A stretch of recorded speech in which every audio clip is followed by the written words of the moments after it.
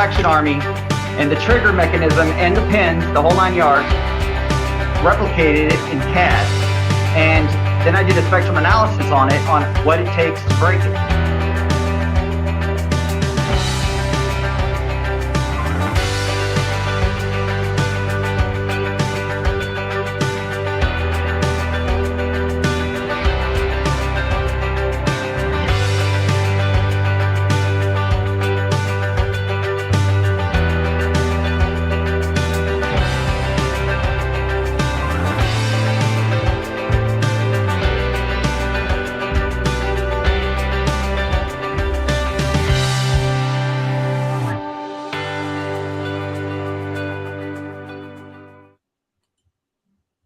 Hello, everybody. We are back on the 11 Bang Bang Reload show, and I just want to point out we have a brand new intro featuring all the faces you usually see here. And tonight you won't get to see the other two faces, even though we're on their channels.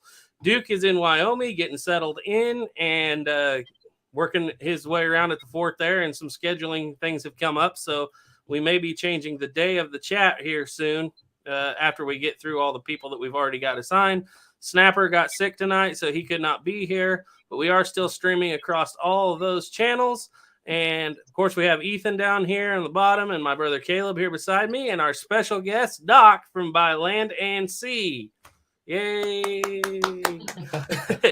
So anyway, the way we're going to go about this, we already got 30 people in here, which is pretty good, and I'm going to read through this just a little bit. But let's, before I go over here to the comments, why don't you just kind of tell us who you are? You've started a channel that's historically firearms based at the moment, and kind of what your vision is, what you want to do with that channel, because I know a lot of these people here have already subscribed to you. Yeah, my name is Daryl George. I am a retired Navy corpsman, hence Doc. And my vision for the channel is really the period between 1865 and all the way up to really World War I in relation to the Navy and the Marine Corps. And that specific period of time, while there's a lot of info out there about what the Army did, no offense to those of y'all that are in the Army, they only had one thing going on, and that ended right at the sea. Mm-hmm. When you have two fronts and you're trying to expand, and you're trying to expand a nation and its footprint across the world, you need a strong Navy. And during that time of excellence, of innovation, really, you see an expansion that's almost undocumented in our history. Still is unprecedented to this day. So I want to cover that and get in through some of the firearms, because it's you can make your head spin if you're just sitting there trying to read one or two books and go, why do they do that? No, don't do that. Why? And we're going to get into that here in just a little bit, because I know that we are going to be talking a lot of single shot rifles tonight, I have a feeling, and some bolt actions too.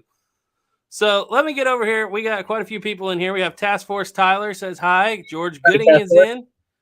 FWI 1298 is in. Stephen M. Mann said, hey, it's Mountain Man checking into Empty Arms Hotel.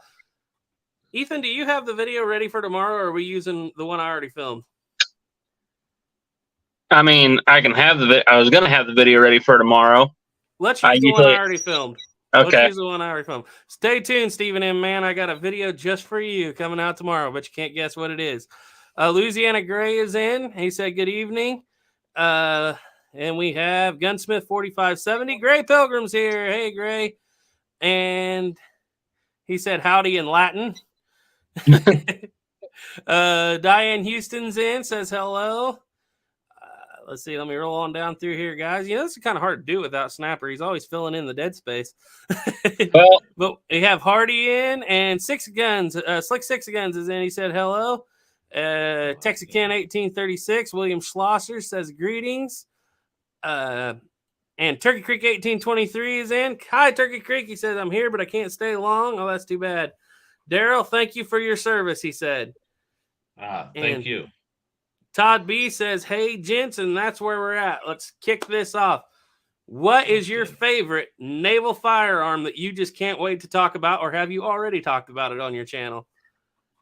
My favorite naval firearm at this point right now. What I've been able to dig up has got to be the 1885 Remington Lee. I was figuring you were going to say that. You kind of talked to me a little bit about that before we got started. By the way, guys, we were late. It was all Ethan's fault. Blame him. But anyway, what you were telling me that thing, because I've never shot a Remington Lee. I've been fascinated with them all my life as far as having a box fed 4570, you know. What sells it for you? Just the action? You told me it was like the Krag. What do you think? It's as smooth as a Krag. The fact that it's a detachable box magazine, I mean, the first run on those was 1879. So you look at what else is going on. You look at our land fighting counterparts there, and in 1879, they're improving the same weapon that they already had, and the Navy bought 20,000 of the Remington Lees between 79 and 85. So, and even updating them to the 500 grain bullet later. Yes, So. and we've been talking about that pretty extensively on this channel because I've been doing a little push on that, and I'm sure you've seen that. But that just that 500 grain bullet is so impressive to me. Just the way that really, if you look at the Creedmoor matches and the Sandy Hook training ground, how they took that bullet and just by adding weight and using the same charge and length, they made that bullet shoot so much tighter than the 405 had been doing. It seemed like. Oh yeah, yeah. That I had happened across a pamphlet, it's a reprint pamphlet of the ballistics and the findings that was done at Sandy Hook. And I mean, granted, yes, at 1,000 yards, nobody's expecting to hold any type of group. And they were using a 6 foot by 6 foot square target.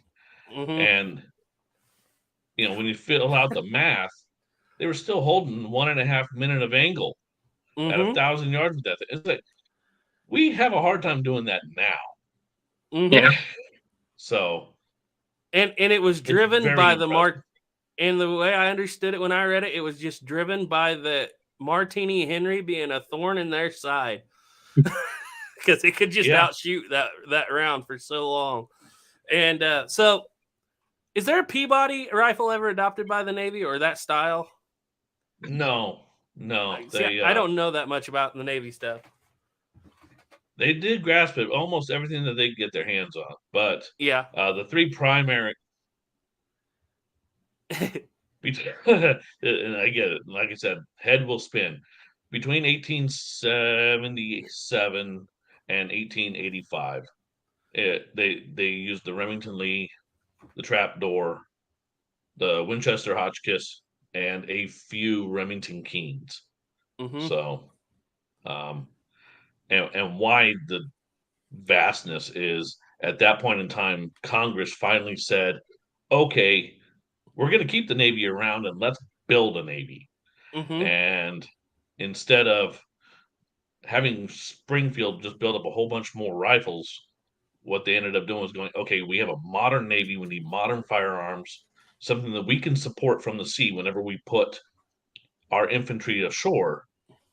And so we're going to use the fastest, most accurate, whatever we can, but we're going to order them to go to certain ships. So every time they built a new ship, they'd contract another batch of rifles.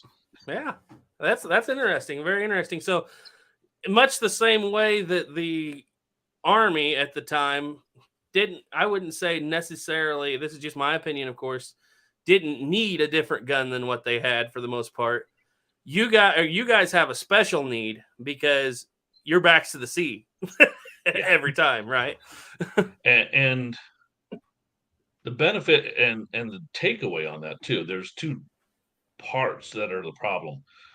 The way I understand Army tactics at that time is even when a regiment would go online and go into or on paper go into a hot situation, they would pull at least a company or a battalion back in reserve, and always have that in case of flank or whatever else. He didn't have that going ashore with the naval infantry battalions.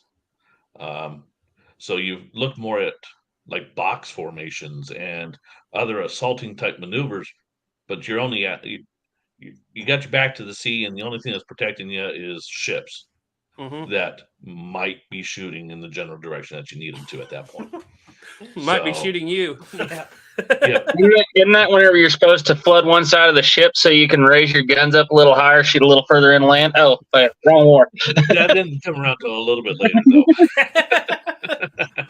Oh, okay. Let's get over here to a few questions. I saw Slick Six Gun said, how many years did you do by land and sea? I think he's 12 wanting to know years. how many years you were a Marine. I did 12 years in the Navy. Not a Marine, Garrett. Not a Marine. Sorry, I keep getting confused. I'm not in this military thing. It's all good. Corman!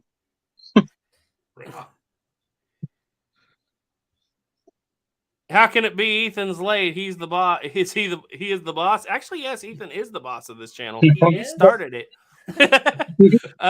Rod's Vintage Guns was supposed to be on tonight. He couldn't make it. We will reschedule him for someday in the future, hopefully. And that's basically all the questions. So Ethan's going to have to go. So I kind of want to get this talked about right now because I know how much you seem to really be into both the trapdoor and the rolling block. And you're kind of like me. I like both of them. Ethan is not into single shot rifles that much and has just recently been picking them up and using them. And Ethan, why don't you tell us what your opinion is, just so that we can get everybody mad at you?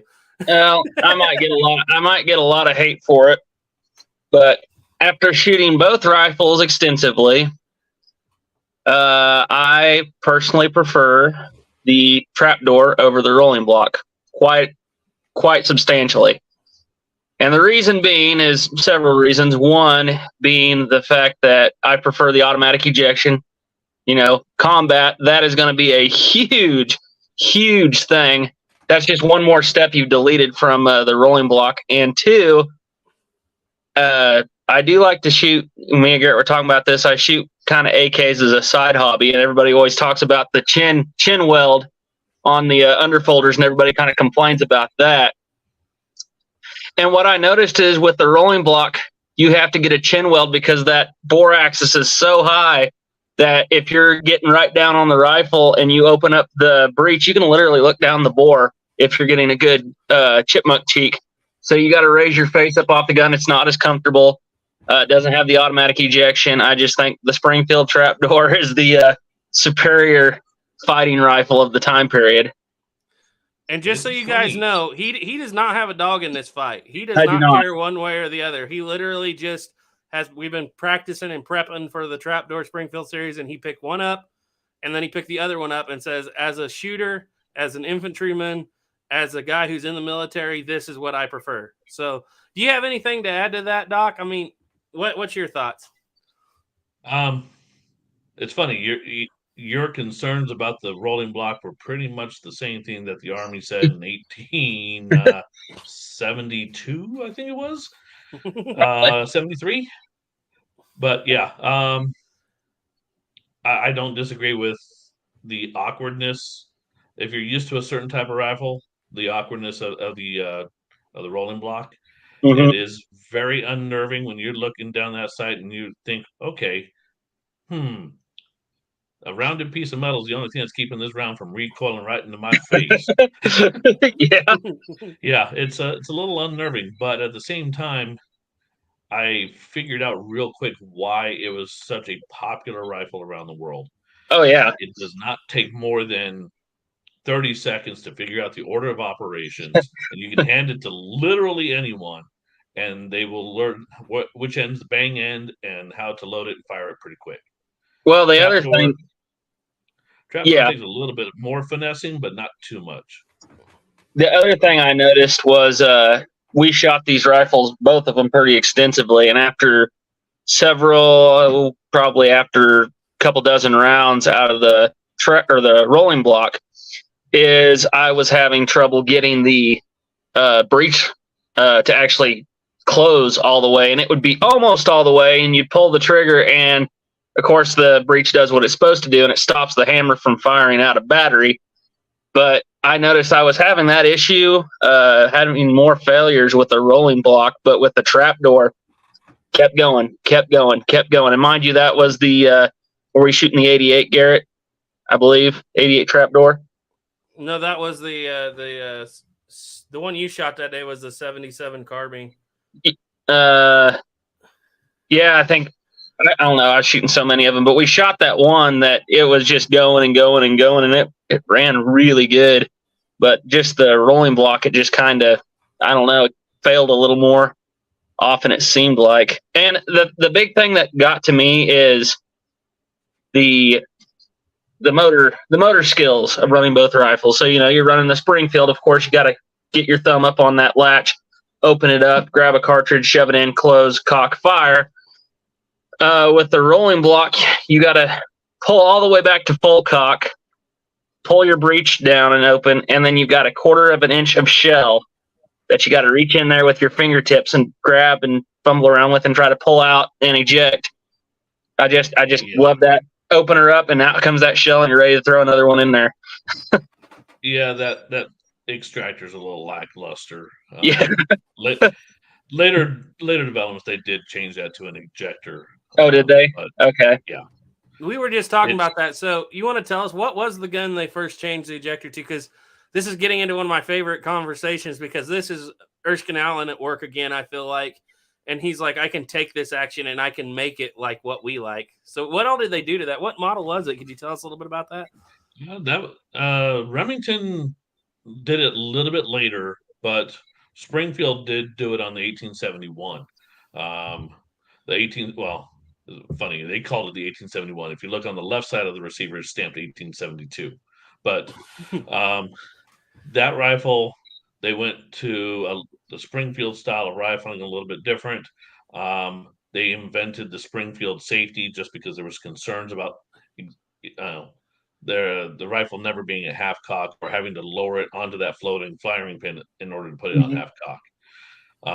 And then an actual ejector. It's substantially bigger, and when you open up that block, it moves. It's a mechanical ejector, if you will, but the brass comes out a lot farther. It's not coming out in your face, but it should just fall away. So, in theory. How does that safety work? Because I see why they didn't do it on the original rolling block, and I don't have one to look at, not one of the Army rolling blocks. I think it springs itself back to half cock, right, when you close it? Yep. So fire your round, pull it back to full cock, open up the breech, and run your round in there, slam it shut. And as you close that breech, the weapon goes to half cock automatically. When you want to go to fire, you pull the hammer all the way back, and then you can fire it.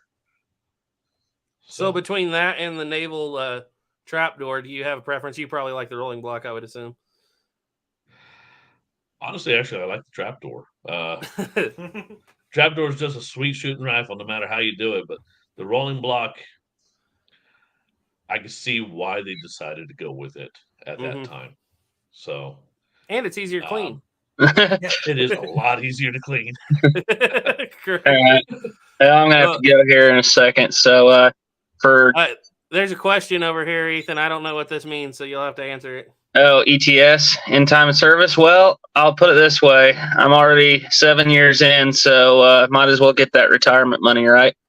Yeah, you're at the make it or break it point, aren't you? Yeah, it's like I've already re-enlisted, so yeah. Few more years yet. Few more years, What is it? How many I got left? 13 more years. It ain't too bad. It'll go by. It'll go by quick. 7 will go by. 7 went by pretty quick. So anyhow, okay, I'll have to let you go. So all right. Thanks for stopping in, Ethan. Yep. See y'all later. Bye. See you. All right. Now that he's gone, the echo's gone. What do you know? How about that? Kel, do you got anything to say about trapdoors and rolling blocks? I take trapdoor over rolling block any old day. You got a reason why?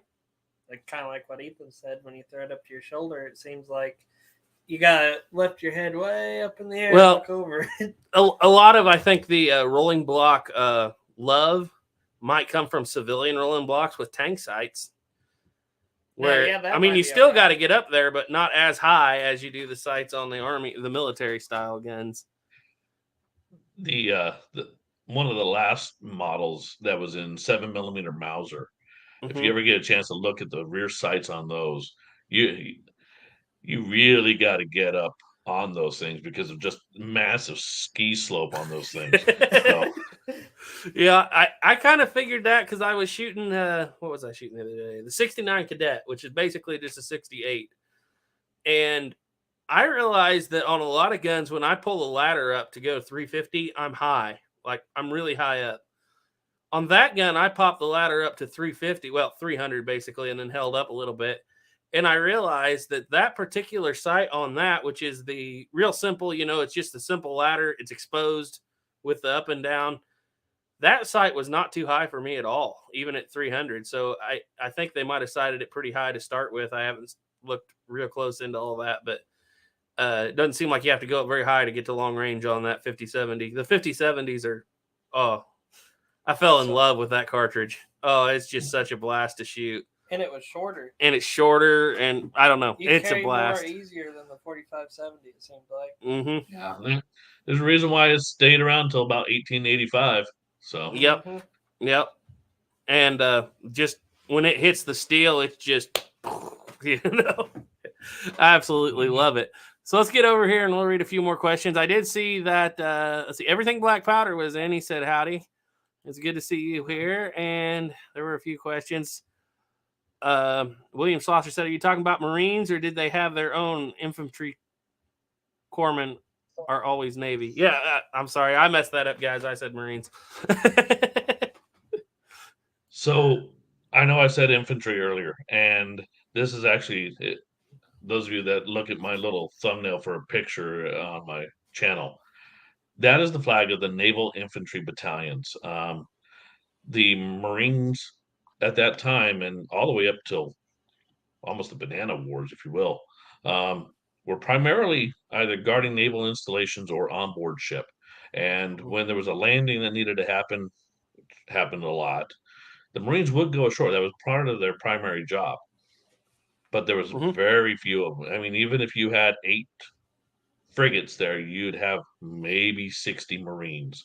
The other 500 in that battalion and or regiment were all sailors. And that was the other half of a sailor's job, was to be naval infantry. And they also had artillery battalions, field howitzers and whatnot. They would drill with these weapons all the time. And that was your naval landing force. Yeah, I believe it was your video I was watching the other day where you talked about how they got down to, did you say they got down to 300 Marines at one point or something like that? That was it. Yeah, right there in 1866, they got down to about 312 Marines. That's taking the few, the proud to a whole new level. It was one of the few times, well, not even few times, but there was quite a few times that the Marine Corps almost ceased to exist, and that was one of them. Yep. They didn't have a stellar history during the Civil War, and not to that. I mean, what they were engaged in, they did a stellar job in, but there wasn't a whole lot for them to do. Yep. That's kind of the way I understood it there. Louisiana Gray said, yeah, he's talking about how many guns they used in the Navy at the time. He said, that's what I'm saying. So many of them. Who keeps up? What year were you using them? Were you using at that time? And I'm going to scroll through here, guys, and look for just a few more questions. Yeah, William, we do. I think we all have them, but YouTube's gotten so particular on showing guns on live streams that we've kind of quit doing it, especially since we're streaming over more than one channel now. So you can go back and look at our videos, and maybe maybe you can throw up a video there, Doc, maybe in a few days or something where you can show the differences. Yeah, I'd love to. As soon as I get some other stuff taken care of, I'll put together another one. And Hardy said, any tips on reloading 4570 black powder? I just got the dies to start and made up a few rounds. Seems like the case doesn't unbell when I seat it. Do I need to factory crimp? You got anything on that? Don't crush the powder and start small. Don't go straight to a 70 grain charge on a black powder 4570. Start small and work your way up. You can do Find out what. Yeah. What does it mean by Starline brass won't actually hardly hold the 70 grains, but I didn't say Starline. I should have said a Hornady brass won't hardly hold the 70 grains. The others will. I would say make sure of what you're shooting, because if you're shooting an original, you need an original bore diameter bullet, which is. You had to ask. I got to stop and think of the. I think it's a 459 or a 461. yeah. Either of them work pretty good. Use a hollow base bullet. And- Modern rifles like a 457.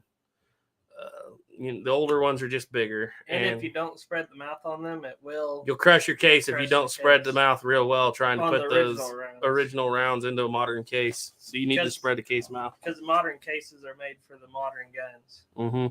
which is a little And small. if you're using Swiss powder, it really don't like to be compressed all that much. Yeah, it gets hot fast. I don't think you Oh, could yeah. hurt the gun, but you're gonna get a little more maybe erratic velocities once you get past about 1/8 of an inch of compression. I don't know that matters to me. I mean, I compress them 1/8 of an inch, but I've We haven't heard had of any people trouble. doing it and get along just fine with a little more. Stephen M. Mann's talking about the rolling block. He said strength is the key for me in a rolling block. They're strong action. I absolutely agree with that. It is 100% strong. Is it stronger than the trapdoor? No, I don't think it is. Is it safer than the trapdoor? I don't think it's one way or the other. Yeah. But the early years of the rolling block, what I've been able to learn so far, they had some issues. But then again, so did the trapdoor. Yeah. So all of them did. And by the way, guys, just so you know, we're not discussing, because we don't have experience with the big civilian heavy bore guns. Obviously, you're not going to load a 45 120 in a trapdoor. That might not work. But I believe what you're saying is for military purposes in the 4570 and the 5070 cartridge, there's no need to be any stronger than a trapdoor for the most part. yeah, exactly. It was great. I mean, ultimately, if you're looking at weapons design, you want to have a weapon designed around a certain cartridge, and a cartridge designed specifically for a certain weapon. And as long as those two are developing right next to each other, you're going to have a great combination no matter what. And that's what happened with the trapdoor. Yep. Doug Dukes is in. He said, sorry I'm late. And if you guys haven't checked it out, check out Doug Dukes' book, Firearms of the Texas Rangers. I got it right over there. Oh, He's good. done a really excellent book he's written there. Few more question here. I don't understand these naval questions, so I'm just going to let you handle this. What kind of figures of merit did they get with each? I don't know what that means, so Not sure on that one either. go into a little more. Ask it a different way. Maybe we'll understand it. We're just so far beneath you today, which he's really good. He's been on this channel a lot, and he's Shatsula has a very, very knowledge on history. CT Bob said 45 Colt for Henry Big Boy rifle. Sure, why not? Out of the pistol cartridges, that's my preferred. Yeah, 45 Colt. Yeah. Oh, yeah. I like it. I do like it. I found out that in some lever action rifles, though, it can bind up the lifter to use a straight wall cartridge. Have you ever heard or noticed that? When you use a black powder. The only lever action that I have is a Uberti Henry. So, Yeah. And I haven't had a problem with that at all. Really? So, but we had a I will Uberti say Henry out not too long ago, and we did have some fouling on the lifter, slowing it down. And from what I could study, that was one of the reasons Winchester went with the bottleneck 4440 was to help seal that powder from coming back. So I don't know. It might have just been us too. Might have been our powder. Who knows? We were using GoX then, weren't we? Or were we homemade powder then? Yeah. No, we were using homemade powder then. And he said FOM is the main radial deviation, the precision of the marksmanship. Oh, he's talking about You understand that? Wow. Yeah, I do. Off the top of my head, it's you get a lot of factors for deviation there, but I do know that the 500 grain 4570 was tremendously more flat shooting than 405 grain hollow base. Mm-hmm. The other thing was it was a lot more predictable, even all the way up to 1,000 yards. Yep. It did not start tumbling at 500 like a lot of the 405 hollow bases would. And I don't know why that is, but you start seeing them tumble a little bit after about 500. It might have been because of the hollow base in itself. It's going to have a weird expansion no matter what. That 500 grains is a solid base round. Yep. Garrett and me were talking about that hollow base one day when we were getting into this. I was asking him how come on the 5070 they didn't have a hollow base, but the one before that had a hollow base and the one after that had one.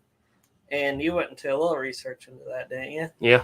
It just depends on what they do. You don't know with the United States military. You never know what they're going to decide next. I mean, they got away from it, and then they thought they needed it back. And well, then they got away from my it thing again. is I don't have – maybe you can help me with this, Doc, because most of the ammunition books we have books that cover military ammunition from 1775 to 1865. And then the next good, well-recommended book covers 1881 to 1930. So there's this 5-year period in there that I really want to know about, and I haven't found a good book on those cartridges, to be honest. I haven't found a good historical book. I found one that talks about the nuances of loading and how to sight in certain charges and load, and that's the Pat Wolf book on 4570. Yeah. And that's a really, really good book, and he goes into a lot of the means of why certain bullets and so bullet weights do certain things. But as for the history of it, that might be a section that got lost in the National Archives in the fires of the 20s and 30s. Yeah. So, but I'm just amazed at how well they've kept what records they have. Because, like I told you before the show, I come off of Colt where everything is like half the guns I want to learn this about. Well, this is when they had a fire, and we don't have any idea. But at least with Springfield and the archives, when they had a fire, they still had the military records on file somewhere else. So, yeah, and I will say that at least Springfield trapdoor records and Springfield Craig records are very thorough. Mm-hmm. You get into some of the stuff that they produced for the trials, and there's nothing. The Ward Burton? The Ward Burton is a perfect I haven't found one, much on that, and I've looked. The Chafee Reese is another one. Yep. God. Even finding anything from Springfield about the Winchester Hotchkiss. They assembled those guns and put Springfield barrels on them. Mm-hmm. There's nothing from I spent months trying to find any type of documentation on those things. I finally found one book that had some mentions in a couple of chapters about this Hotchkiss rifle. So, man, it sounds like looking for the Colt contract rifle history. Kale's been looking for history. I've been buying book after book. Because there's a ton of Colt history out there, but there's nothing solid on the Colt contract rifles, the 1861 muzzleloading contract rifles. And we've been looking and looking. Caleb buys book after book, and he'll bring them to me, and I'll sit down, and he says, "You got to tell me you're going to read for more than 3 minutes this time." And I'm like, "Nope, that's all there is." We got a whole book on military rifles, and there's 300 pages, and exactly 2 of them are dedicated to the Colt contract rifle. Is that what you're running into? I take it. Yeah, that's exactly what I'm running into. Luckily, as you get through the 1880s and into the 1890s, there's more. Luckily, there's been a lot more documentation on things. A lot more than just a patent plate or a mention on some unit diary somewhere. So, very much so. William, the channel is actually linked in the title of this video on all 3. I don't know if it's actually linked on the other 2 channels, but on 11 Bang Bang, it's linked in the title, and it's linked in the description if you want to find him. he only has one video out, guys, thus far. He's brand spanking new channel, but he has been helping me along a lot in my journey down this rabbit hole. And like you said, it is quite a rabbit hole of trapdoor rifles. You were the first one that brought me to the Al Frasca books. So this has definitely been one of my favorite reads thus far.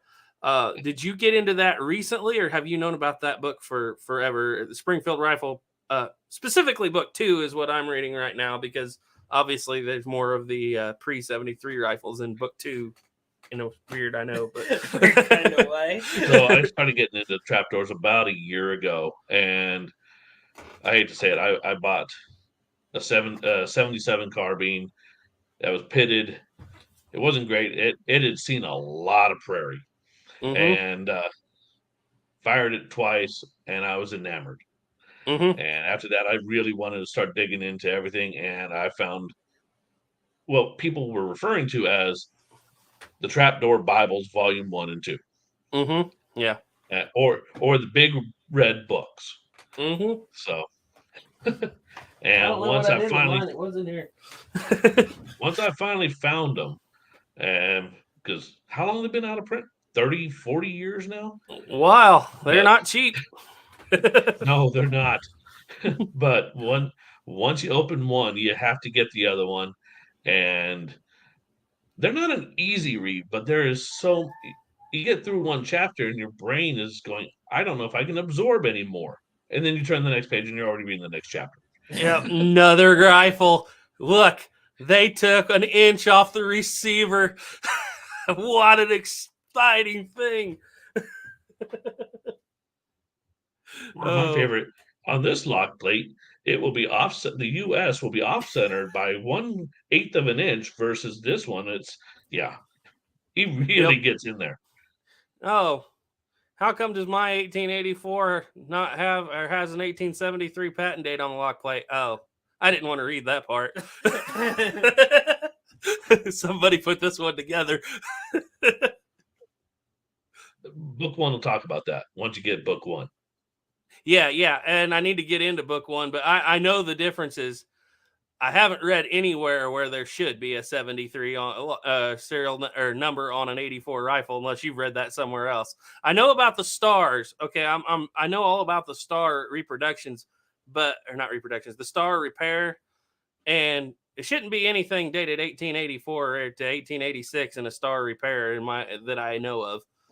No, but there was several rifles. In fact, every time a unit would move or a unit would update, let's say they went from the 73 rifle to the 78 rifle or the 78 rifle to the 84 rifle, all of those rifles got sent back for rebuild. Yeah. And if a part didn't need to get replaced, it stayed on that rifle, and then that rifle would get reissued again. Oh, now I got to get deeper into book 1, evidently. Well, you know, I spent all my time in book 2 because my series that I'm doing is going to start obviously at the first, and that's what's weird in this book series. You got to start on book 2 to get to the first of the story. Oh yeah. And it's such an enthralling deal that it's like you don't even have time to go to book 1, because every time I turn the page, like you said, what's going to happen next? Yeah, and book 2 is really just all over the place. If you want to know about everything except for the standard military rifles, the carbine, the cadet, and the long rifle, every other variation from sporting rifle to officer's rifle to the experimental handgun, Yeah, that's book 2. That handgun looked like that was quite the. If you guys didn't know, they made a single shot trapdoor handgun, and they were planning on loading it with round ball. Buckshot load. I was like, wow. I think what did they build? Like, they built like 3 or 4 of them, and they were like, well, this ain't a good idea at all. Yeah. And every time I looked at those pictures, I was sitting here automatically the TC Contender. Automatically that bolt. I'm sitting here thinking, yeah, same concept. How many different ways can I enjoy breaking my wrist? So yeah, and I don't even know that it would kick all that hard, but could you imagine trying to crawl up that wrist to the hammer to cock it? Yeah. I mean, it would be an absolute nightmare, especially for a right-handed shooter. You would have to reach over to, it'd be crazy. And when you see something like that, I believe that was 1869 when they did that. So, when you see something like that, there is some old guy in charge somewhere that said, this worked in my day. Yeah. Well, and that's funny that you say that, because they did have those as rolling blocks. They had rolling block pistols. Yeah. Well, that's a little bit different Both because Army and Navy. you can cock that back and still use your thumb to reach that action because everything comes backwards. Whereas on the Springfield, you got to get the door forwards, so it's a completely different. It's a completely different move. William Schlosser wants to know, was the ATF okay with the pistol trapdoor? They probably wouldn't be today. Just don't put a stock on it. You're fine. Yeah. Oh my! And the way I understood that 69 pistol was, the development idea was, we're going to load this thing with a massive load of buckshot. That's how I remember reading that as well. Yeah, so. Which would be cool, I guess, maybe, but not necessarily. I can almost see the feasibility if you're on horseback and you're actually fighting from horseback, which I think by 69 was already a done idea, at least. But opening up that breach, at least on horseback, letting it fall forward, might not be that terrible. So, I don't know. Then again, that's that whole time period where anybody and everybody could go, hey, what if we do this? And they tried it. Well, there's no harm in trying, because else we wouldn't know. Yeah. That's right. There was they literally embraced no stupid ideas. Let's give it a try. But we're not going to adopt anything. Right. We don't have the money for it. You build it in your own time. It might look cool, but we ain't going to buy it. And that was something I found just blew my mind. In 1877, Springfield Armory actually sent 10 flintlocks out to National Guard units because they had no money. Flintlocks. And I honestly think that was Dreyer, because he was in charge, I believe, at the time. I think that was him trying to send a message to Congress. You know how much one of them flintlocks is worth now? Yeah, no, they didn't build them. They had these old flintlock setting in storage from 40 years before. And they had no money. And I honestly think he put those 10 flintlocks on the page just so he could go to Congress and say, look what we have to do. Yeah. That sounds about right. It blew my mind because 77, they received $0 in funding. Springfield Armory did for the whole year. Yeah. They had to go on what was left over, which was only a couple tens of thousands of dollars from 76. And it's like they turned out, they repurposed some of the 65 rimfire trapdoors and sent them out to actual Army units, not even National Guard units. And so I was like, this is insane. And that was when it finally dawned on me when I read that. No, the Springfield trapdoor is not a bad idea when that's all you can afford. It works well for what it is. Yeah, and I would guess, and literally this is me guessing it, but once they had those tools set, it wouldn't take a whole lot to train somebody. Even if they had to, let's say they had to do a layoff for 6 months, they're going to have somewhat of a turnover of craftsmen. It would be relatively easy to train those people up again on those tools. So, yep. And what's crazy and a lot of people don't understand is that stock that is on the 1888 rifle is made on the same machinery that the stocks were being made for the muskets in 1820. And they changed the stocks a little bit, of course, over through the years, but that same machine, and I can't remember who patented it. You probably know, where it rolls around and it copies one stock from the other. Yeah. It's they kept that same machine around. They just changed the cut and dies. They kept it around till World War II. Yeah, and that's how all that machinery goes. And people are always telling me, well, the government didn't want to spend any money, or soldiers will waste ammo if we put up a different, or it's like, no, first, they don't have money to spend. Second of all, you would have to build they can make a handful, even like the 10,000, they did. But to go to mass production, there would have to be some tool changes that they didn't want to make. So like on Yeah. those cadet rifles where they're thinner in the butt and everything, That is done by sanding. that they sand those down. They make Yeah. one. They make one, And then they slip it in the smaller, machine. and they put it in the machine, and then they they'll copy. make it. Okay, that's But kind of yeah, what I thought. But the cadet rifles, at least the ones I've studied, were all considerably thinner through the stocks. Yeah, and the level of craftsmanship, and that's one of the things that I really love about this specific period. The level of craftsmanship and innate knowledge that government armories were not where you went to go make money. I mean, those Mhm. guys were worked. They were worked. Yeah, And, yeah, no kidding. But still, the level of craftsmanship that came out of Springfield, in my opinion, is on par with Remington and Winchester and Savage and everybody Mhm. else. The big name commercial sporting rifles and everything else was on par at that same time, and Yeah. it's just amazing. It's amazing when you look at it. Well, it started with Roswell Lee, and I loved studying about him in actually the Erskine Allen book. How that in the 18 teens and 20s and stuff, he worked out a deal with Whitney, and he worked out a deal with the Star Company at the time, and everything was, I'm not going to poach your employees. You don't poach my employees. If one of us fires somebody, they're blackballed from the firearms industry. And he was running Springfield at the time. All that worked well, and they kept a strict hand until 1847, when Colt comes along and takes a bunch of Whitney's guys. And then Whitney gets a bunch of Springfield guys. But the truth of the matter is, Colt didn't work his guys as hard as they would have to work at Springfield, and he paid them better, and they had way better lives in that particular factory.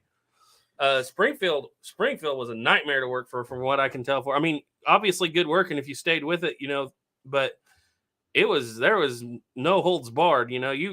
If you messed up, from what I understand, at the end of the Civil War, if you were a finisher and you messed up the finish on a rifle to where it couldn't be used, not only did you have to pay for the rifle, you paid for the time of all the people on the assembly line before you. so I have a That question. sounds like something the government would do. Yeah, it was pretty rough there. Only the best stay. On the inletting, how did they do that? Did the machine do that, or they Machine did all that. I mean, I'm sure a little bit of it had to be done by hand, but they had machinery. Because You have to the understand, inletting- in the early 1850s, there's about 5 really, really good engineers in the United Mhm. States. Erskine Allen's one of them later on. Elijah K. Root is one of them. And I cannot think of his name, who invented that machine there, and a couple of others. And they're not in big competition with each other, because I constantly find letters that Root wrote to Allen and vice versa. And these guys actually kind of helped each other. And and then during the industrial boom, they invented, these 5 or 6 guys contributed so much to the invention of firearms. And I'm not sure who Remington had, but that was obviously an excellent designer that came out with the rolling block, Yeah, I can't think of the guy's name offhand either. Sad that his name is lost to history like that. But again, I go back to the same thing. Nobody ever said no to any idea. Mm-hmm. Yep. And even though the U.S. had an isolationist kind of thing going on, everybody was still looking at what was going on in Europe also, Mm-hmm. because nobody wanted to be behind in innovation. Mm-hmm.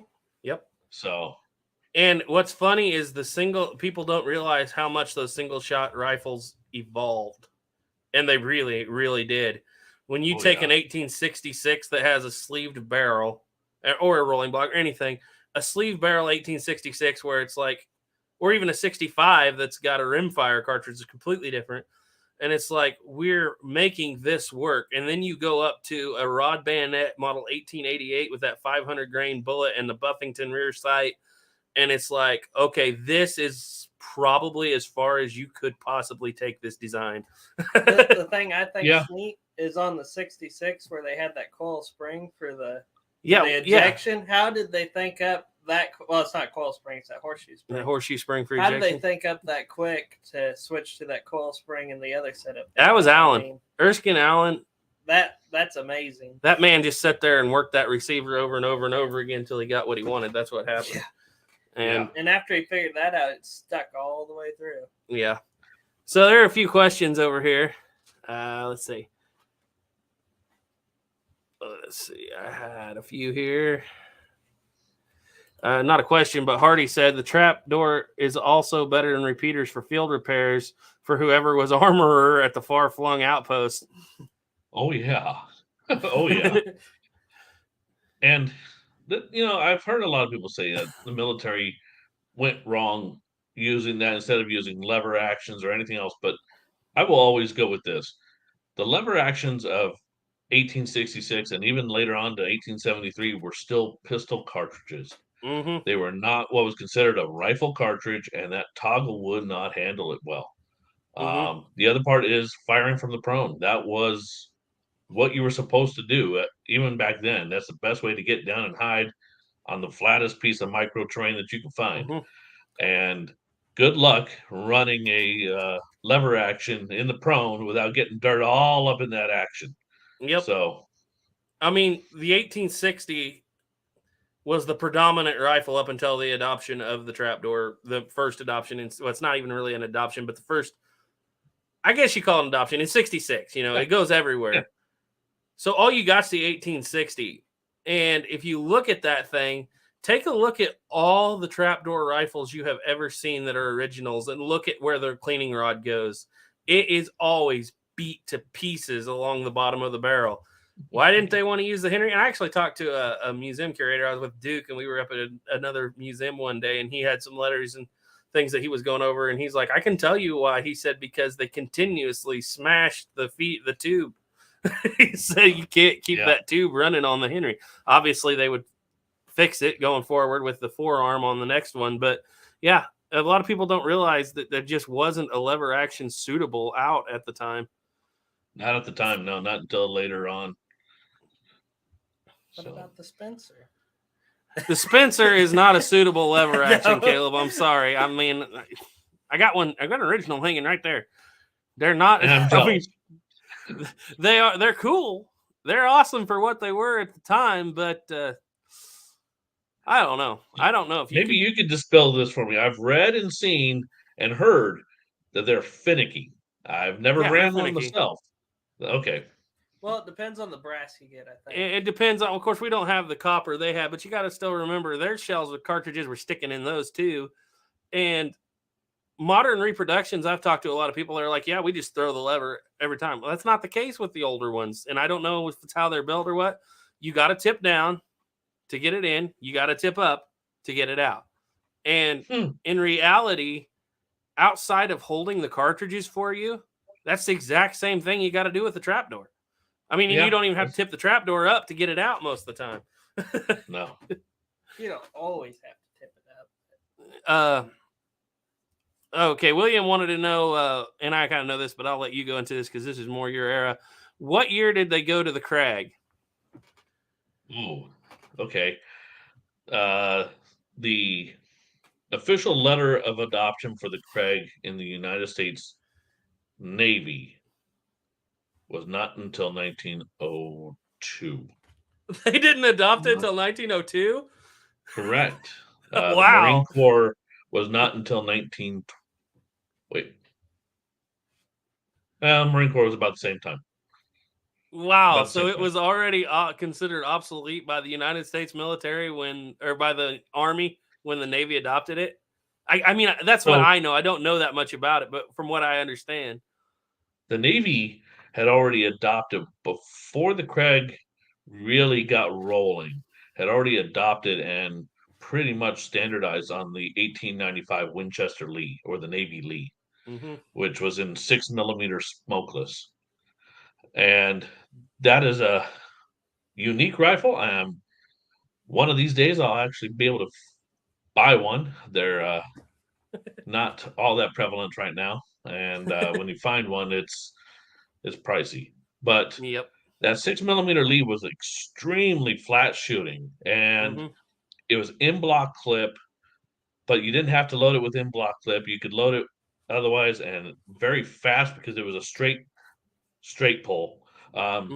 It's cammed action, if you will, but it was a great rifle. And it was while it was replaced by the Craig, the Navy kept those things in service all the way up into the 1940s. Mm-hmm. I believe Winchester received the last request of springs from Benicia Armory in 1943. Mm-hmm. So that's a Yep. long service life for a rifle that didn't have a whole lot of combat time. Yeah. And just to answer your question on the Army side, and I'm sure he knows this, the Army's official adoption comes in 1893.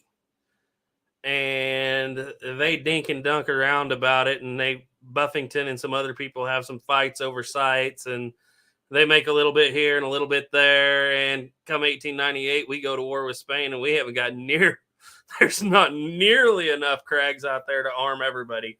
So they're like, hey, we got like 500,000 of these trapdoors still laying around. Let's take them. Yeah, and the Marine Corps would use the Craig all the way up to about 1916. And 1916 is about where they started transitioning to the 03 Springfield. So yeah, the Marines that went over to World War I with Springfields, they were not all really all that familiar with that rifle because they had just gotten handed to them. Mm-hmm. Yep. And so I got to ask you, P-17 or Springfield 1903? 17 all the time. I got to agree with you. That bolt is so slick. The sights are so well set up. Yeah, I love them both. I don't have a dog in the fight, but I just got to say that is a slicker rifle. I appreciate the longer sights. Well, I'm gonna get in trouble not really. So it's funny. And growing up, my old man is a Springfield 03 collector and has been collecting for the last 60 years. Him and John Beard talk all the time about a lot of 03s. And he and I go back and forth on the 17, the 03 and all that. But yeah, I've seen the 03s, I've seen what they can do, and they're an amazing rifle. Mm-hmm. But it's not really an American rifle. You mean they don't play the Star Spangled Banner when you open the gun safe on the 03? Well, my dad's does, but oh yeah. Before we get into trouble there, he said, William Slaughter said back then Congress practiced the currently unknown science of fiscal responsibility. Yeah, they were more concerned in 1877 with keeping shoes on the feet of the soldiers than they were with updating them to a fancier rifle, because the rifle they had worked. Except for, I always tell everybody, I say, except for that one little mess up at Little Bighorn, name me one situation where the trapdoor didn't pull them through. And you can't even blame the trapdoor for the Little Bighorn, because that was failed tactics right there. That was not on the trapdoor. I'm not. I mean, you and Duke know a lot more about that battle than I do, but the way I understand it, that man could have had a whole regiment of field artillery behind him, and he probably still wouldn't have made it out of there. Yep. There's one thing a lot of people don't bear in mind. He rode into a camp full of warriors and women and children. There is literally nothing that was going to stop those warriors from trying to protect those women and children from their point of view. And they were way. Okay, you're a military guy. Can you think of a scarier thing than being on a hill outnumbered 10-1 with zero cover, not even a blade of grass and on that hill? Nowhere to go. No, and I will say I'm going to quote some history right here. There is nobody that fights more fiercely than those that are fighting for their home and their family. And that's exactly what was going down. And we talk about it because you're obviously a military history nut, same as everybody else. Take almost the same situation, obviously a few less guns in the natives' hands, and go to Rorke's Drift and see how that worked. Oh, yeah. With a little bit better leadership and some cover. I don't care what anybody says. Leadership wins or loses the day in that situation. Yeah. Whether it's from an officer or a good NCO, leadership is leadership. And if you don't have good leadership, it's done. Yep, because I really think that Rourke's Drift under wrong leadership could have very well been another little bighorn really quick. It's just a calm, steady hand at the lead. Not a lot of, pride, obviously, but not a lot of ego in the way. And a little bit of cover. A little bit of cover goes a long way. Yeah. The Apaches figured that one out pretty quick there in Arizona. Yeah. No kidding. A little bit of cover at 1,500 yards may not be enough. So, Saboteur 45 said, to bring up the topic from last week, page 40 on the Charles Pate book mentions if the worker screwed up and wasted material on a colt, he was charged for the material. Yes, he was, but he was not charged for the work of everybody in the assembly line behind him. So I thought that was funny when I read that. I was like, man, it's tough at Springfield Armory in the 1800s. Yeah, you're not going to have too many friends if you're fumble fingers. Yeah, nope, exactly. Well, you might because you paid them all for it. Yeah. Okay, here we go. John Hall, Simeon North, and Eli Whitney. Yep. Those are some of the names I was looking for. Thank you very much. CT Bob said, anyone reload Henry BB 45 Colt? Ever had any cycling problems with 330? I'm not sure exactly what that is. I load a lot of black powder, if that's what you meant. I've never had any cycling problems. I mean, like I said, we've had it with the actual Henry jamming up the lifter a little bit, but all you had to do was take your pocket knife and pop it down, and you were good to go for another 3 or 4 rounds. Yep. But that was a lot of bullet rounds. for 45 Colt. Yeah, that's what I was about to say. This is like heavy, and you're talking Ruger only loads and stuff like that I haven't messed with a lot. Yeah. I try to keep it at 250 and below.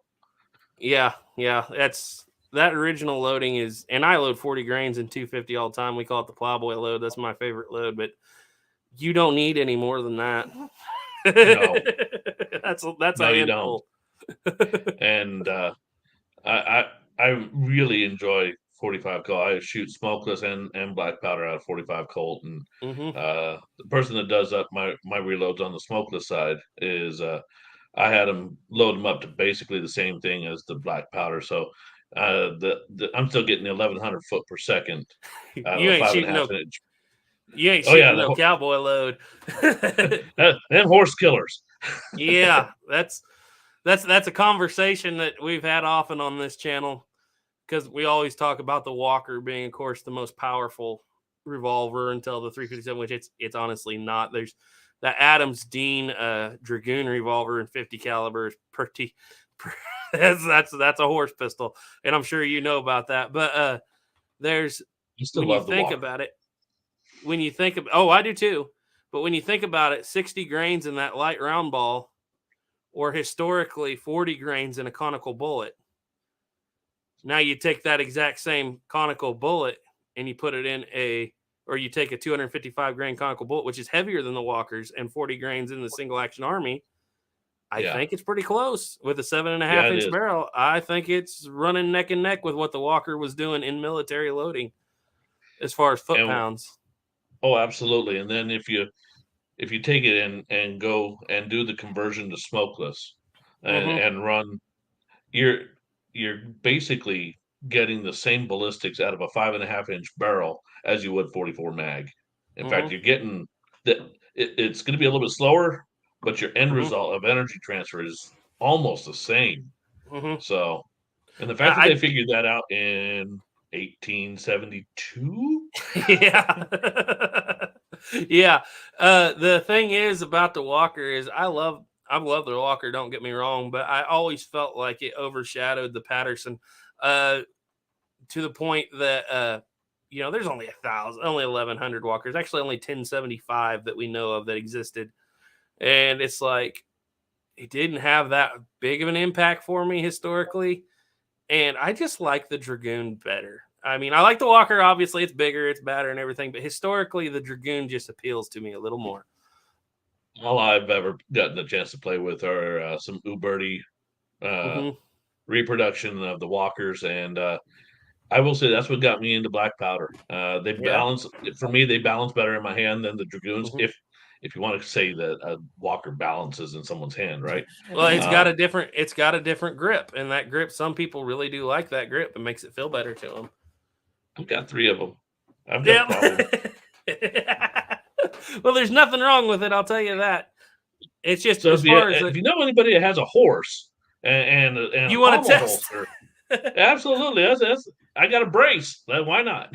I got pommel holsters, but I already actually have walkers. So, let's see. Let's go over here, guys. We're having a lot of fun in here. We've been running between 40 and 50 all night, which is really good. Here we go. William Slosser has a point here. He said Custer didn't bring the Gatling gun the 7th had. And I'll point this out.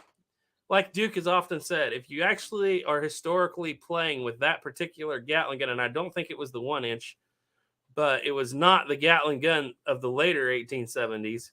Like Duke said, it would have saved their life, but only because it would have slowed them down so much they'd have never got there in time. I kind of wonder, even if they had a Gatling gun, and Yep. it would have taken them forever to get that thing set up in place. Mm-hmm. Again, it's artillery. They're not cavalry troopers. Yep. And how much ammo would they really have had? Yeah. Yep. And like Duke said, that, and I can't quote because I don't know exactly about all those Gatling guns of that era, but according to him, that particular model was not reliable in the least. And like you said, the battle, Custer's part of that battle happened so fast. You know, you're talking 20 minutes. You wouldn't have got there in time. It would have. Yeah, but you know, that's a conversation we have all the time on here. And Gray Pilgrim said, as to P-17 has much younger brother. His much younger brother was in World War I and carried one. Oh, he's talking about his family. Okay. Carried one boot camp marksmanship book and pocket watch. I want the P-17 to honor him, so I built one from a sporter. Very good. Outstanding. I love hearing about weapons that got saved from becoming, from being lost as a permanent deer gun. So, yep. And I have a little bit of a different feeling on them, of course, with the Bannerman ones that were cut down in 1870. That gun has a lot of history, and so I usually won't mess with something like that. I hate it when somebody in 1995 hacked the. Then I'm like, okay, let's start over here. But I mean, there's a little bit of validity to those originals, and that were sporterized in the day, but definitely not today. Please don't do that. Yeah, I watched a YouTube video. You can buy a sporterized rifle anywhere. Just go buy one. Don't mess with them. I watched a YouTube video the other day of a guy had an 1881 Forager, and he did not know what he had. And he goes, "It's pretty rough. Somebody's cut the stock down on this gun, smoothbored it. I'm going to refinish her." And I was like, I'm going to cut it down a little shorter. So now he's got an 18.5 and I was like, I about wanted to cry. I was like, there's only like 1,500 of those ever made. And it was 20 gauge. It was not a 16 gauge reproduction or anything. It was the real meal deal. They hurt me. Drug people out in the street and shot them for less than that. Yeah, as a public service announcement, if you want a deer gun, buy a deer gun. Don't make it out of some historical piece.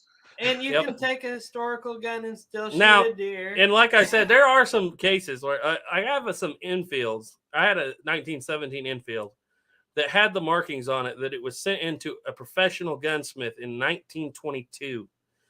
And beautiful, engraved front to back, ebony fore end, walnut stock, bird's eye walnut, beautiful. That I have no problem with because it was done way back then by people using it as a tool, But don't do it today. I don't even want to see somebody do it to a Mosin today, You probably won't shed a tear over that so much, but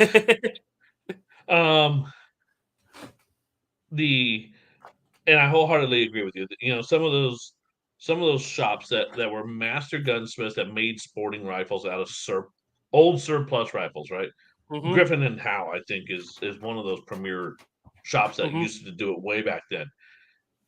That is also another level of mastery that I wholeheartedly adore.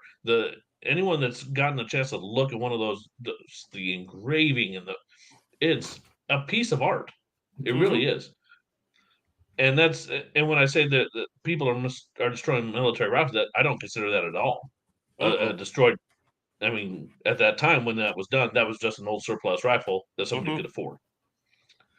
But at the same time, Bubba with a taking it hacksaw in the kitchen. exactly. Taking it to their friend. Hey, I've never ran this machine before, but I might be able to figure it out. And let's just start cutting holes in and turn it into Swiss cheese so you can mount your Tasco 1x7 scope on that thing. That'll be good to go. That I have heartaches with. That me too. I'm kind of the exact same way. I hate seeing, and I have it even with like modern rifles. When I see like a Thompson Center that has the like take a Thompson Center Hawken, even though it's not a Hawken, of course, but somebody's drilled and tapped it for a scope. Even then, I'm like, ouch, that hurts because they don't make them anymore. Okay, so let's go over here, guys. We've been running for an hour and 11. I think we're going to go ahead and go to an hour and a half here. Hey, let's see. I'm going to read on over here. It's days like this when I really miss having Snapper here.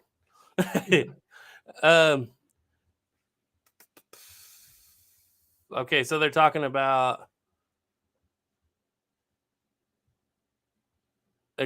some stuff back and forth there amongst themselves. But Jonathan Picone asks, why are 30-30 rifles so popular if the ammo is so tough to find? Got anything on that? A 30-30. I mean, I see it all the time. I've seen it in Walmart. I hate to say it, but even though I'm from California, I know that I'm pretty sure that 30-30 is taking more deer than any other cartridge in North America. Yeah. It's a good round. It's one of the first commercial smokeless rounds, and is still to this day a pretty potent round. And it's never going to go wrong. I mean, you get a good 94 and you're running 30-30 in there, it probably won't fail you. Even if you forget how to clean your rifle or leave it lying in the woodshed somewhere, it won't fail you. So. Yep. Good design with a good round. Stephen M. Man, yes, I can say it. 45-55 Walker. And I know you have one, but I will probably never have one myself. So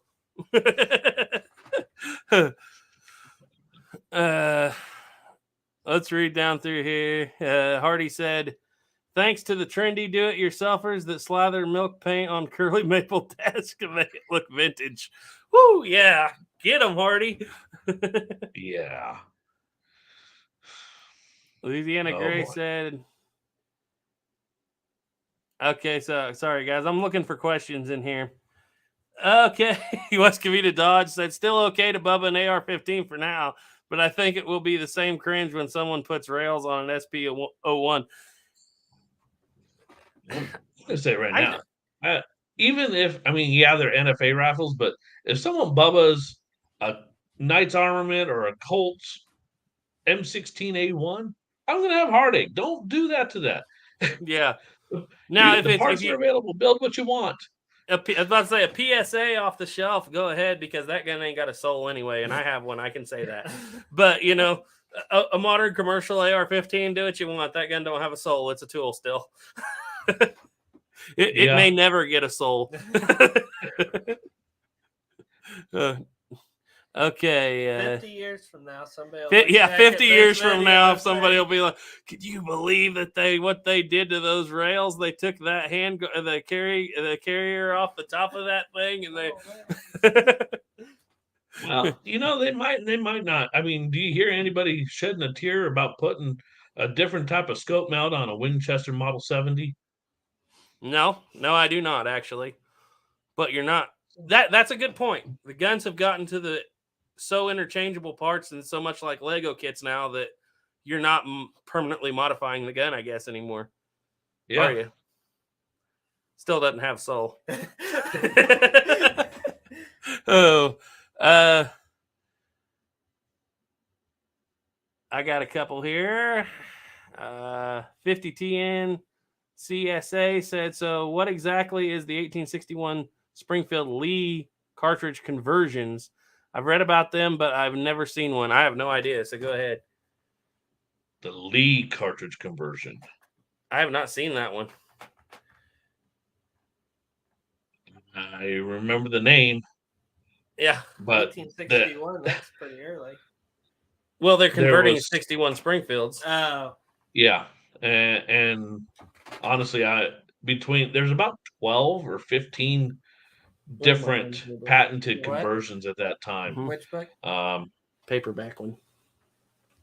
And honestly, I can't even bring the Lee to mind.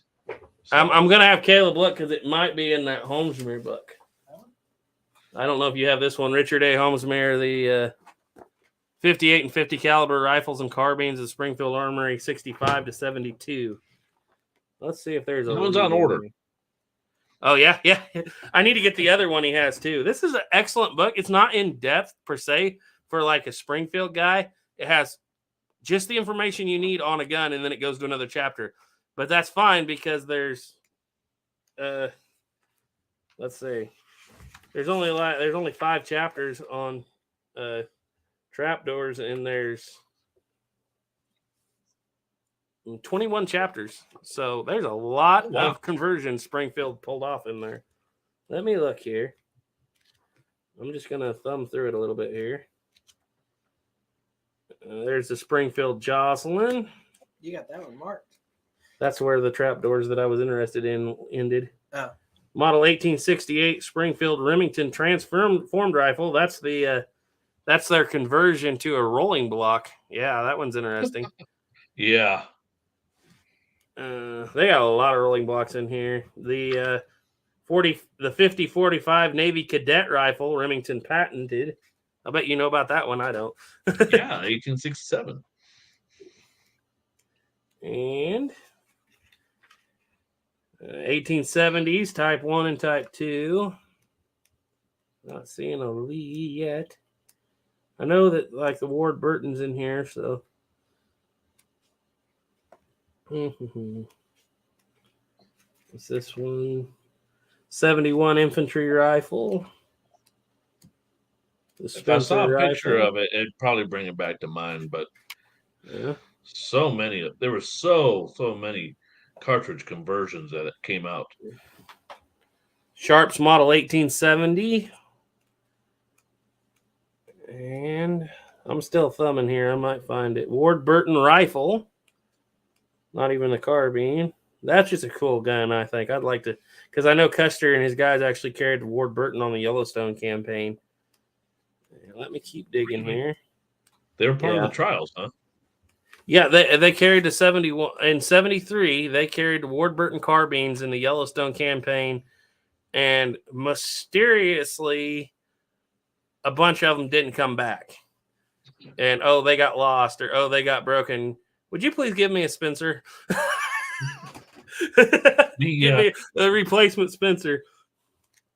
The Fields trials that I've read concerning the Ward Burton were not nice about the Ward Burton. I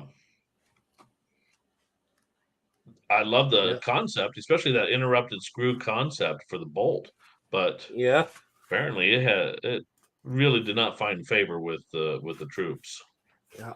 So well, the Lee conversion's not in that book, so I'm not sure.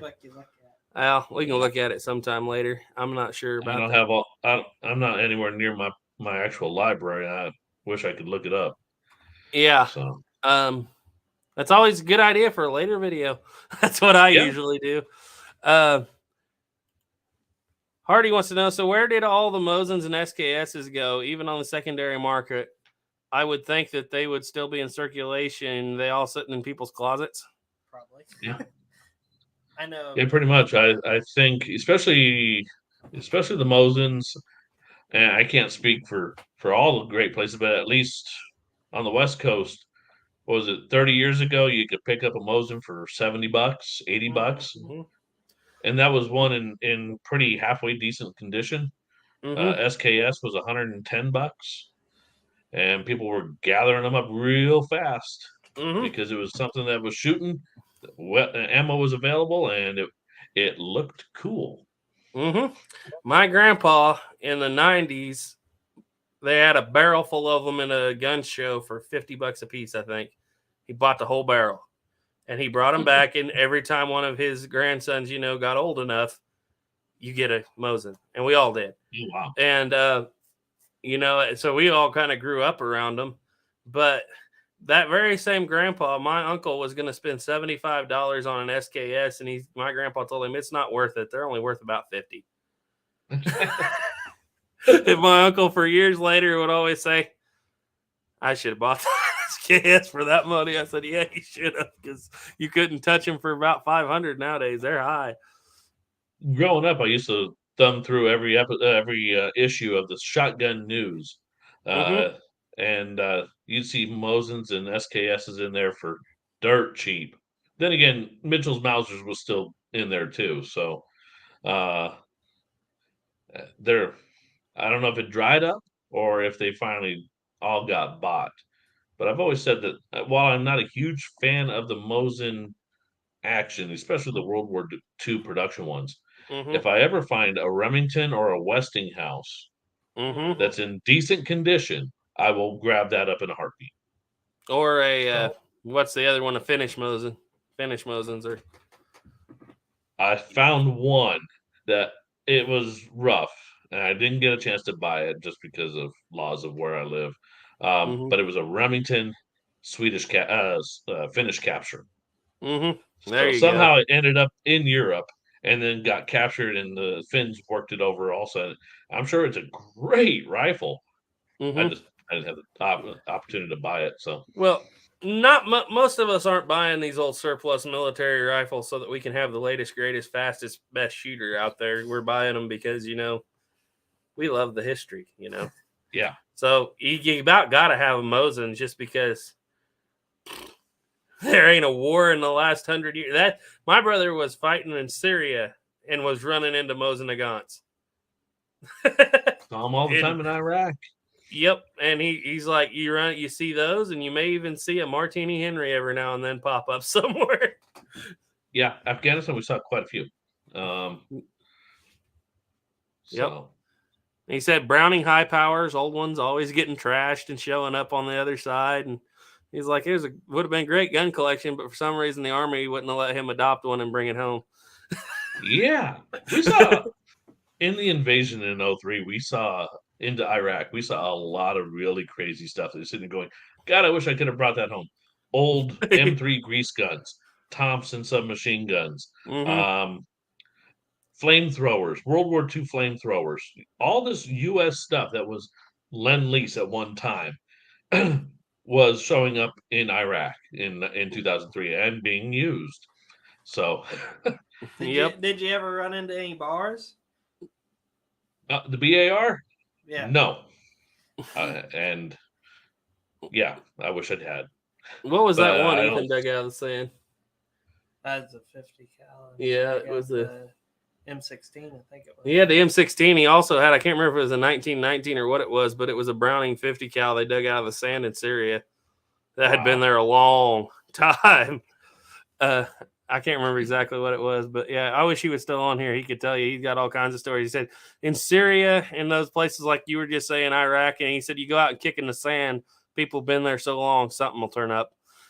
Oh yeah, there was. I remember I was in a mechanized unit, and we pulled up on this hill, and it was out in the middle of nowhere, and that's mostly where we were. And you start looking around, it's like, okay, this is a weird formation.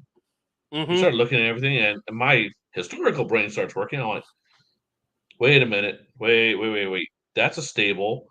That's a foundation. Those are mud brick. Yep. Or the leftovers.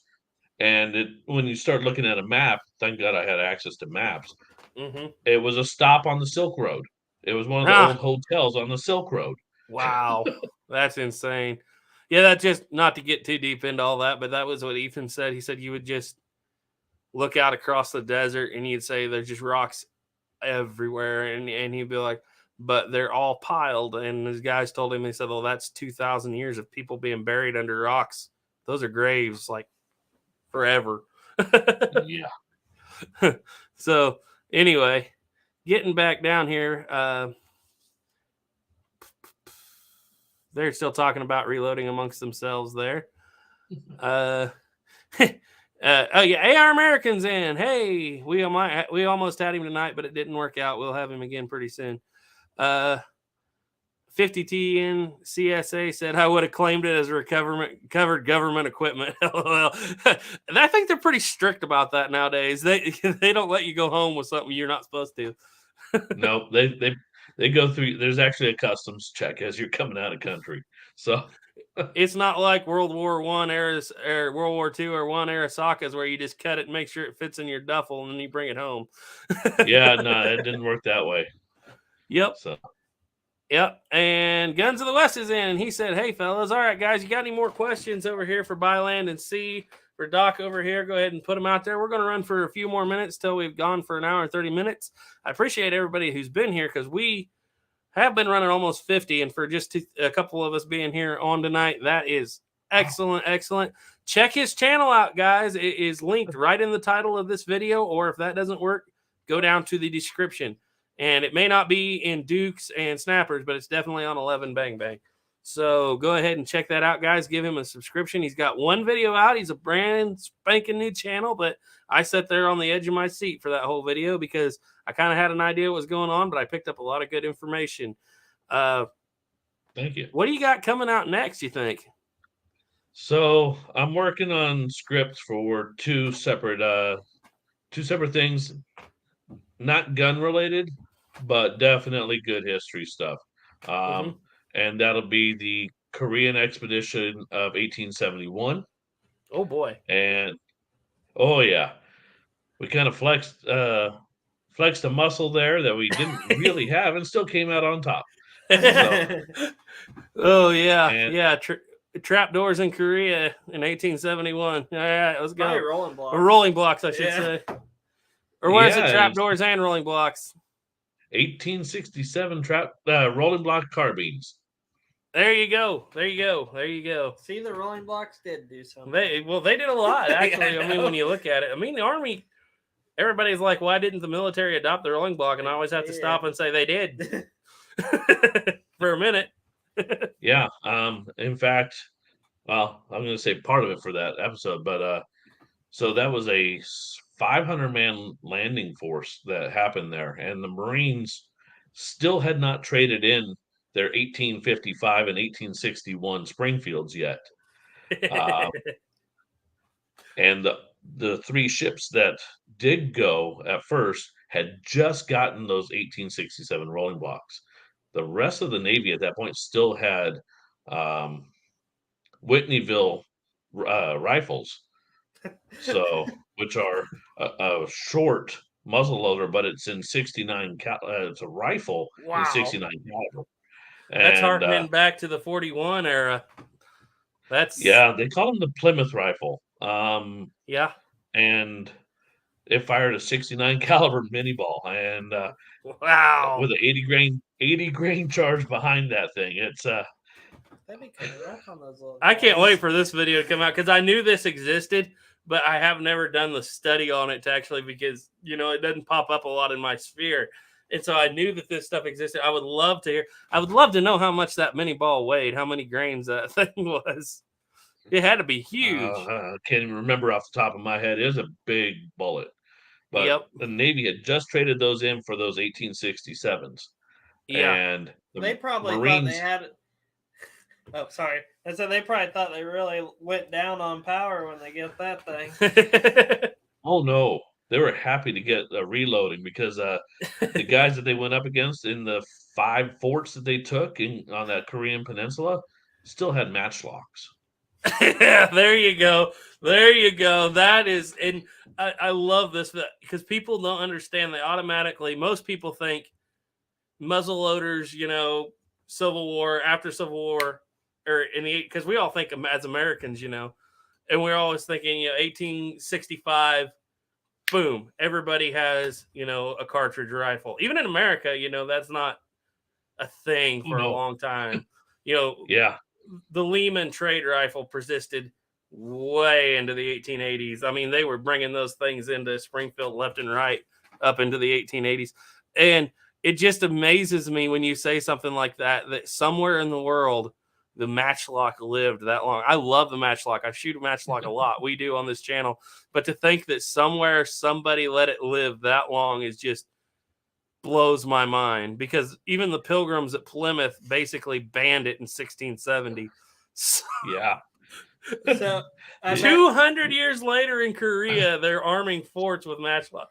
I bet it didn't last very long until those Koreans went to something different. You think the after that Koreans showed up. decided maybe we ought to move up a little bit? Yeah. Maybe we ought to spend a little money on What's weapons. funny though is that they had more modern, I believe it was a variation of the Northwest trade gun in Korea, but the troops that had them had been pulled back to the capital.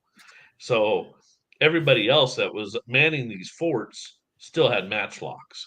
Yep. So that Northwest trade gun's another beast, because I have a replica in there, but that thing started in the Revolutionary War, and Hudson Bay shipped the last cap lock conversion Northwest trade gun to the Northern Canadian Indians in 1913.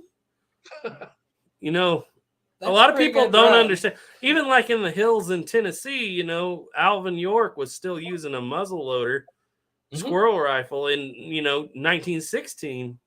People don't get how long those things hung on. But yeah, if it works, it works. And if you worked ain't for got what the you money need to to buy do. the latest and greatest, you keep using what you got. Exactly. And the United States government did that too. Very long time. A very long time. So just to kind of end this up, guys, we're going to head on out of here. But no, AR American, we didn't fight the British with AR-15, sadly. But just to kind of sum this up, you and I got together on this deal because I put out the question on one of my videos, or a live chat it was. I was asking for books on early trapdoors because I was just lost at it. And obviously you have great knowledge on the subject and single shot rifles in period. And you told me where to go. And I think we can both agree that the single shot rifle, which has been the basis of most of this conversation, was not obsolete in 66 or 73. And that it worked out. No, and I will argue that the single shot rifle, in the right circumstances, in the right hands, and with the right training, would stay very, very dominant all the way into the 20th century. Mm-hmm. So they never based military doctrine on the gun. They always based the gun on the military doctrine. Yep. And you guys don't believe me? Go watch Zulu. It's a great movie. I call it the roller coaster of death when they get to rolling. It's just, I don't think a repeater would have changed that one little bit, because they were just rolling so fast with those single shot rifles. If you do it right the military way with enough guys, whoop, that's a lot of fire going down range. What it'd be like to be Yeah. by somebody got hit with one Yep. that weren't any hit. And one of the things that the military will always talk about, and it's discipline. They started at the very beginning, they always have, and being able to, it doesn't matter how fast your weapon fires, even still to this day, it doesn't matter how fast your weapon fires. If you don't have the discipline not to dump everything that you got in the first 10 seconds, you're never going to win any battle. So I don't care how long the supply train is behind you. Yep, exactly. And I think that's kind of where we're all at on this deal. And I sure do appreciate you coming on to the show here. We'll be looking forward to a video from you hopefully soon. I know that you're on the road right now, and hopefully you get to go see a real cool museum tomorrow, maybe, if you decide to do that.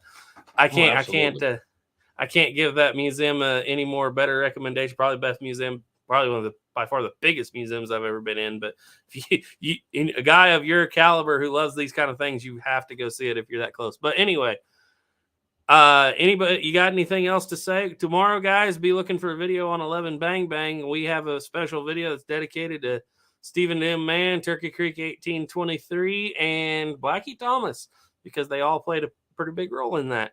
And I want you guys to go ahead and tune in and see that in the morning, hopefully, and be looking for matchlocks in Korea from Byland and see. I can't wait to see that. Is that what you're going to title it as? Matchlock no. in 71.